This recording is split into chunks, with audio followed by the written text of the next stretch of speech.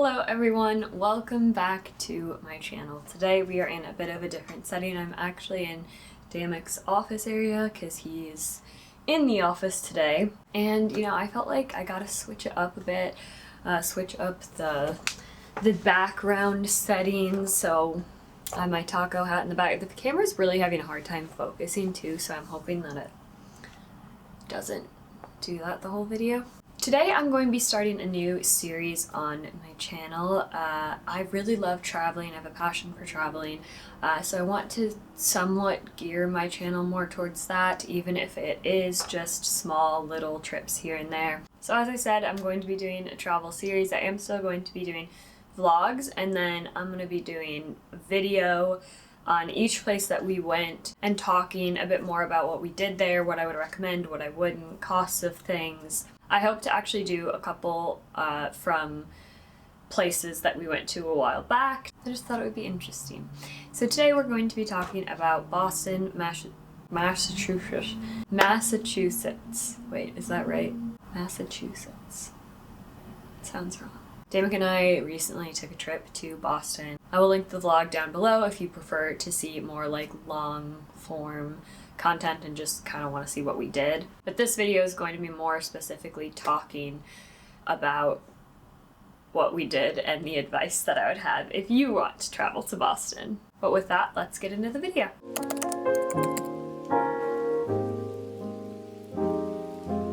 So Damek and I were only in Boston for 2 days, and it was the main downtown area. So that's what I can speak on. We flew into the Logan airport, took a bus down from directly from the airport to downtown, which was super convenient.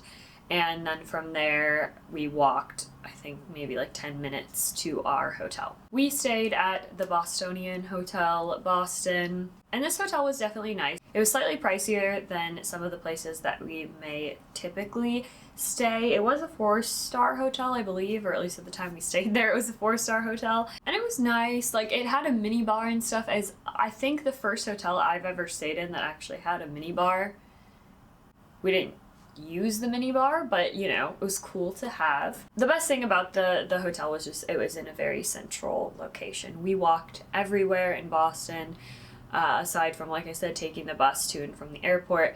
Everywhere else we walked. When we first arrived there, we went to the Tate Bakery and Cafe. I'm not sure if that's how you pronounce it, but I remember them having, I thought it was like Tot or Tate, but I remember them having a mug there that said something that rhymed with latte, so I'm gonna assume maybe it's pronounced Tate. I'm not sure. This was definitely kind of like an influencer-y place. Like, there was a lot of people there that were taking pictures, and I mean, like, going all out, like, with full cameras and stuff. It was kind of strange, but the place itself was really nice. They had so much bakery, and for me, I have an allergy, so it was really nice because they had labeled all of the pastries with the allergens they contained. And I just love it when places do that. It's so much easier than having to ask about everything, and then usually the workers don't really know. It was a bit more on the pricier side as far as cafes go, but I would definitely recommend checking it out. After we ate, we took a journey to the Boston Common area, the public garden, which was nice. It's just kind of a big open space. I saw a little English retriever puppy named Ruby that just really wanted someone to pet her, and everyone was just kind of like walking past because, I don't know, like, people just didn't want to talk, and I stopped and pet her. And it was the highlight of my day as well as hers because she just really wanted pets. So yeah, positive review of the Boston Public Garden. The next thing that we did is we started on our journey through the Freedom Trail. Now, the Freedom Trail is, as it sounds, a trail that leads you to all of the major historic sites of Boston. It's really, really cool. I've never seen anything quite like it. They would have a normal sidewalk, right? And then they would have a red, like 2 rows of red brick in the middle of the sidewalk. And it's almost like, the follow the yellow brick road, but like follow the red brick road.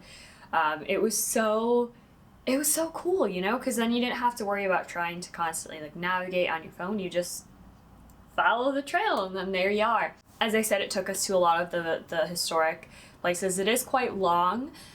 Could we have finished it in the whole day? Probably. But if you want to take your time, I would suggest either starting earlier. Like, that was the other thing. We didn't get in until around 11, and then we ate and stuff, so it was really, like, we did that the other half of the afternoon. So if you start early, like 9, you could probably do the whole trail. But it's also, you want to have time to stop and, like, look at things, do tours if you want. But a lot of the cemeteries and big monuments and stuff were free to go into. Really, the only things that were paid was, like, houses, if you wanted to tour a house, or if you wanted to go in a museum. And the Freedom Trail walk starts in that Boston Common area, and then you take it, and I think it loops. I don't remember because we cut up the day, but I would think it would loop. But it was wonderful, a great way to explore the historic Boston if you're interested in that. It also takes you through areas like the Italian district and just little cute neighborhoods and stuff that have the old, like, cobblestone streets, and the buildings, the, like, even the apartments and stuff are cool to see. We also went to quite a few bookstores. I love reading. I love specifically, like, old books. I was on a hunt for some specific old romance novels.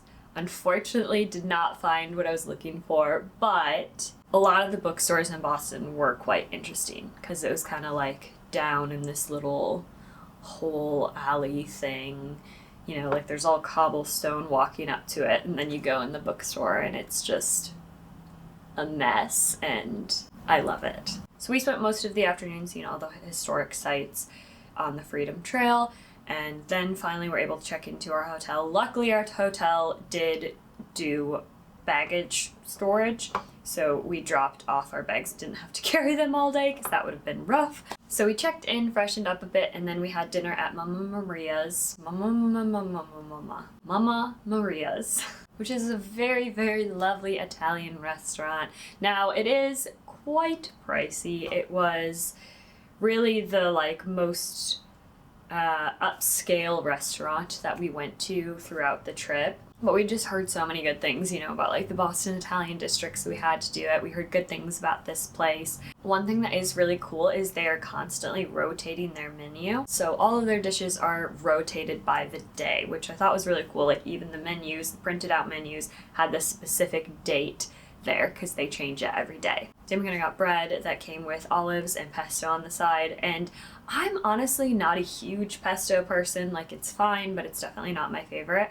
But this pesto was incredible. It was amazing. We got this burrata salad, which I loved. Probably my favorite thing that I ate throughout the whole trip was that burrata salad. Then we got this taste tester plate of pastas, and it was just lovely. They also have a good selection of wines. Damick and I got a tiny bottle of Chianti, which that was what was nice too, or I should say a half bottle. You could either get a full bottle or you could get a half bottle. They only did a few by the glass, but I've never seen restaurants like that where you could actually just order a half bottle, so that was quite nice. Then we finished the night off with going to Modern Pastry for some cannolis, and they were absolutely wonderful. I have had cannolis a handful of times, and I just love them. The plain, regular, just original cannolis. And I don't know if Damick had ever had them, I'm not sure, but we went to the cannoli place. They also offered a mini, which is perfect for me, especially after that dinner. I was so full, but I really wanted a cannoli. They offer, like, a smaller one and then, like, a larger one. Of course, Damick opted for the large one, and he loves chocolate. He's definitely a chocolate boy, and I am not. I like a sweet treat, but not too sweet. So Damick got, like, this massive cannoli that was filled with a chocolate paste with chocolate chips on it.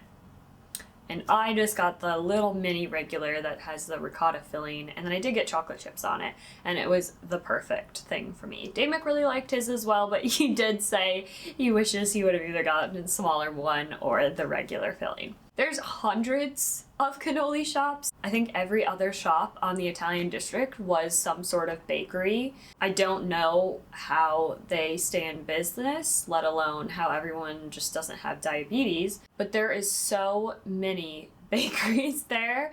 I chose Modern Pastry just because they did mention being somewhat safer with allergies. They still have tons of nuts and everything in the store, and they had like a sign posted that like obviously it's cross-contaminated, but they can still make it. They make the cannolis fresh, so everything is separate, like they don't just set them together in a case. So I liked it. I would suggest checking out Modern Pastry, but there definitely is so many more options as well. That was the end of our day 1. Day 2, we knew that we wanted to finish the Freedom Trail walk. We went to a place called Flower Bakery and Cafe for breakfast. They also had a lot of cute little pastries, like Easter themed ones, because it was right before Easter that we went. They did have limited seating though, so I would say, especially if you're going peak time, to plan to take it to go. We luckily did get a table, but it wasn't without struggle. And there was a lot of other people who needed a table, so we kind of felt rushed. But they also had allergy labels on their pastries, which again, it's so nice. I love it. The first thing we did on our Freedom Trail start was we headed to the Paul Revere house. We had passed it the day before. Damick really wanted to do the actual tour, so we paid. I think it was about $8 per person, so not too much. I mean, still kind of a lot for what you got, but I would recommend doing it. If you're interested in like the history of it, it was still cool to see. They have furniture set up from the different periods of time that people lived there. Some of it is like the real furniture. I think some of it was just redecorated, put in there to look like it. You know what I mean. Then, as any good tourist does, we headed to the Boston Tea Party Ships and Museums. At first, we were just gonna kind of go walk past it, see it, but then I kind of accidentally got in line for a tour, and then the guy was like, okay, it's $36 per ticket, and I was like, okay. So we got tickets, definitely more on the pricey side.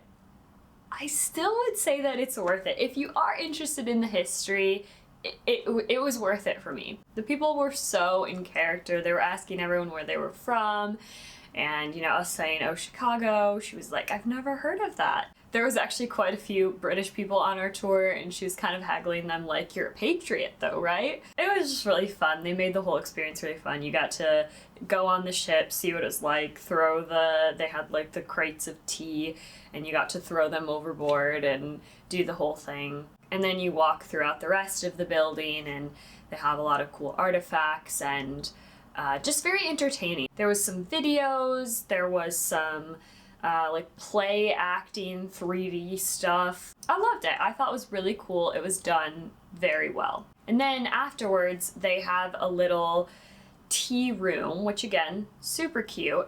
And they had the 5 original, not original, but they had the 5 teas that were thrown overboard during the Boston Tea Party, and you got to taste test all of them. I thought that was really cool because I love tea. That was an extra cost. I think it was like $4 or $5, but again, it's like bottomless tea. I don't know how you can drink that much, but...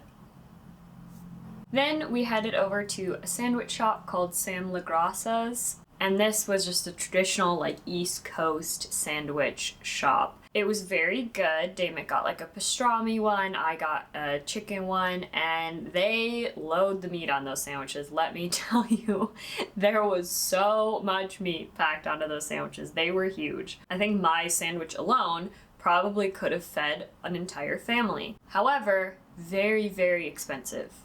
Very expensive. I think Damick and I got the 2 sandwiches and an iced tea and a water, and it was $70. So not entirely sure if it's worth it, but if you just want to go pick up a sandwich and have it to eat for, the next week, then it's actually fairly budget friendly. After that, we headed to the USS Constitution to see the naval ships. Damick loved this. He was fascinated by everything. It wasn't as much my peak of interest, but I also thought it was cool. They had a museum where you could do different interactive things like play games and learn how to like scrub or feel what it would be like to like scrub the decks. So it was quite interesting. And again, that was part of this Freedom Trail walk. It takes you right there. And then after that, we went to the Bunker Hill Monument, which unfortunately we got to 15 minutes before it closed. You can still, the monument itself is just outside in a public space, so you can still go there, walk around, see what it's like, but you, I think, can go up to the top of it, but it had closed right before we got there, so that was kind of unfortunate. And at that point, we had wanted to go to the aquarium because we had heard good things, but we just didn't have time. Everything closes quite early there. Granted, this was a weekday, but it was a Friday, and everything closed at like 4 or 5. I guess in the grand scheme of things, that's probably pretty normal, but it was kind of hard to fit everything into the short period of time we had. We had dinner reservations, but they weren't until like 8, so we decided to check out some of the pubs in the area. There's this really cute street right off of, it looks like Union Street in Hanover. I don't know if this is considered Marshall Street or whatever. I don't know. It's very close to the Boston Market, pretty easy to find. And they have all the old cobblestone, some of the old taverns. The interior is not as I was hoping for. We've been to Scotland a couple of times, and every pub you go in there is just so cool. You know, it's just so historic, and I was hoping that we'd kind of find something like that with it being New England, and they have a lot of the cultural history. But on the insides, they had, you know, remodeled a lot of stuff, put TVs in and all of that, so it was a little bit, like, disappointing in that respect. But the pubs themselves were great. We got some good ciders. Then after that, we headed to the Union Oyster House, which is notably the oldest restaurant in Boston. We actually didn't get oysters because we sat at that pub for so long that we were hungry, and we ordered some appetizers. Then when it was finally time for dinner, we just weren't that hungry.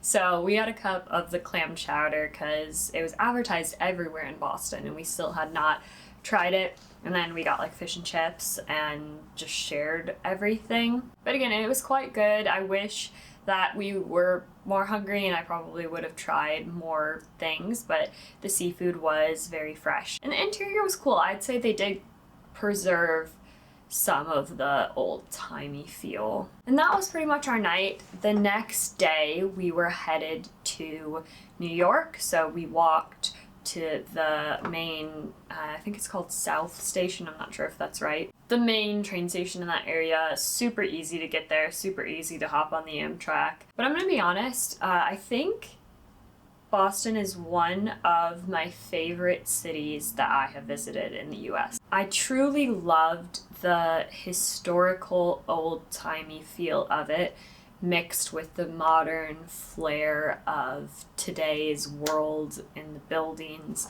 Again, I didn't really explore much aside from that downtown area, but even just the cultural feel of the people there was quite lovely. And they had some good bookstores, which I appreciated.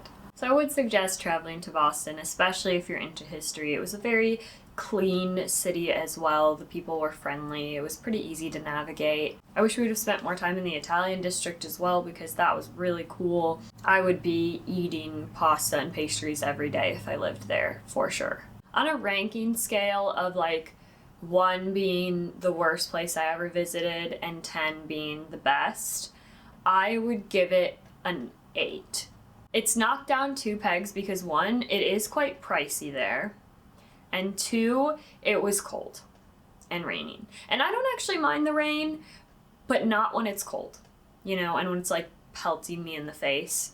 Not a big fan. Thank you guys so much for watching this video. Please like, subscribe, put any questions you have about Boston travel in the comments below, and I will try my best to answer them. I mean, I have spent almost a total of 2 days of my entire life there, so I am quite the expert. And with that, thank you guys again for watching this video, and I'll see you all in the next one. Bye!